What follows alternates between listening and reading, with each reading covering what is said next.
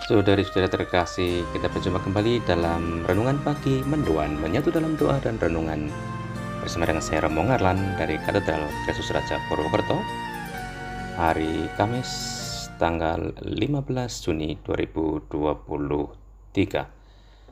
Saudara-saudara terkasih, warta sabda kita hari ini diambil dari Injil Matius bab 5 ayat 20 sampai dengan 26. Dalam nama Bapa dan Putra dan Roh Kudus. Amin. Tuhan bersamamu dan bersama rohmu. Inilah Injil suci menurut Matius. Dimuliakanlah Tuhan. Dalam khotbah di bukit, berkatalah Yesus, "Jika hidup keagamaanmu tidak lebih benar daripada hidup keagamaan para ahli Taurat dan orang-orang Farisi, kalian tidak akan masuk ke dalam kerajaan surga. Kalian telah mendengar apa yang disabdakan kepada nenek moyang kita, jangan membunuh. Siapa yang membunuh harus dihukum. Tetapi aku berkata kepadamu, setiap orang yang marah terhadap saudaranya harus dihukum. Barang siapa berkata kepada saudaranya kafir, harus dihadapkan ke mahkamah agama. Dan siapa yang berkata jahil, harus diserahkan ke dalam neraka yang menyala-nyala.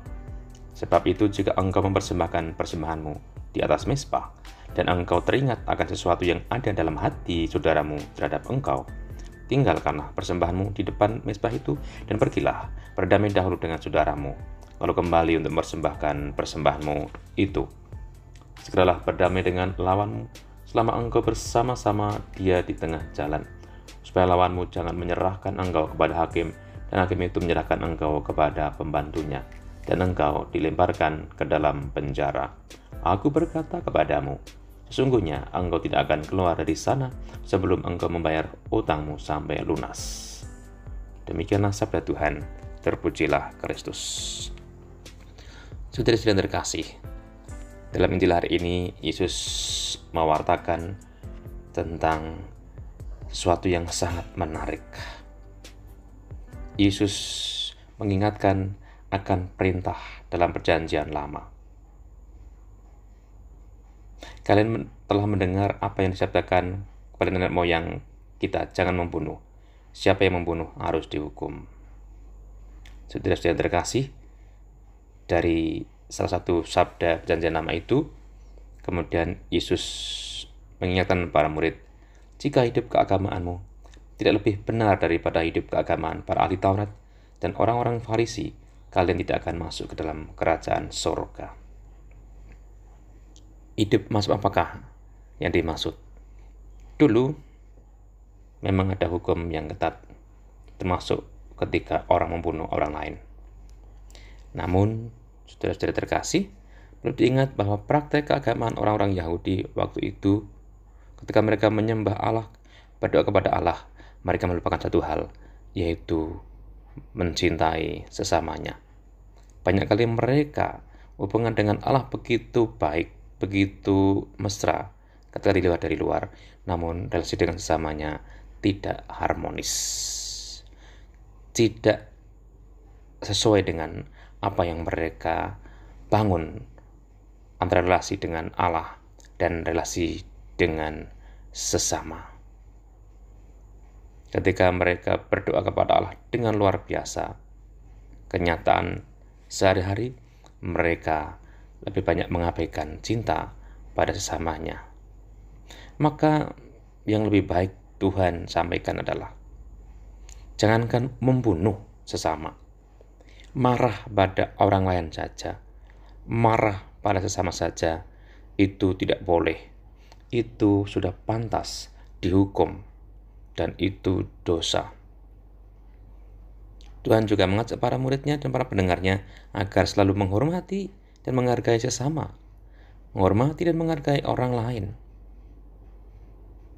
Kemudian juga menekankan aspek pengampunan. Ketika mau mengadakan persembahan di mezbah dan masih punya ganjalan dengan sesama, persoalan dengan sesama, harus pulang dulu berdamai, memaafkan, mengampuni orang yang sedang punya masalah dengan kita. Maka pengampunan, memaafkan, ini juga menjadi cara hidup yang ditekankan Tuhan, yang harus dihidupi oleh para pengikut Kristus.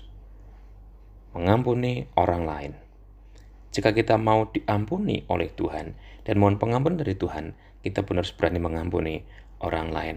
Dan itu menjadi persembahan yang hidup, menjadi persembahan yang sangat berarti pada Allah. Jika kita berani mengampuni sesama kita berani menyesali juga diri kita yang sering juga berkonflik atau bermasalah dengan orang-orang di sekitar kita. Saudara-saudara terkasih, dengan hati yang bersih, dengan semangat mengampuni, kita baru pantas untuk datang ikut perjamuan Tuhan, mempersembahkan diri kita di altar Tuhan. Semoga hidup keagamaan kita lebih baik dari orang-orang Farisi dan ahli Taurat di zaman Yesus.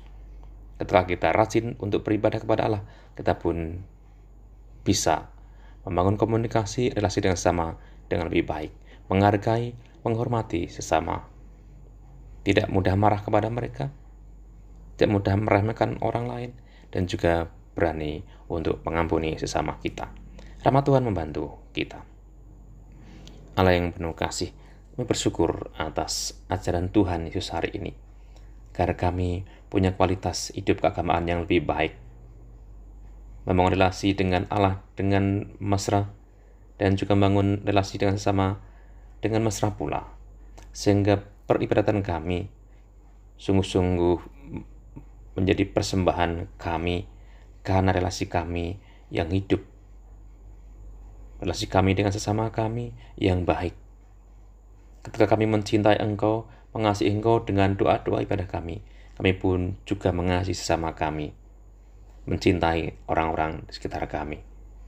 Agar kami pun bisa mengembangkan semangat penghormatan, penghargaan pada sesama, dan juga belajar untuk terus mengampuni orang-orang sekitar kami, agar hidup kami sungguh-sungguh menjadi persembahan yang hidup bagimu.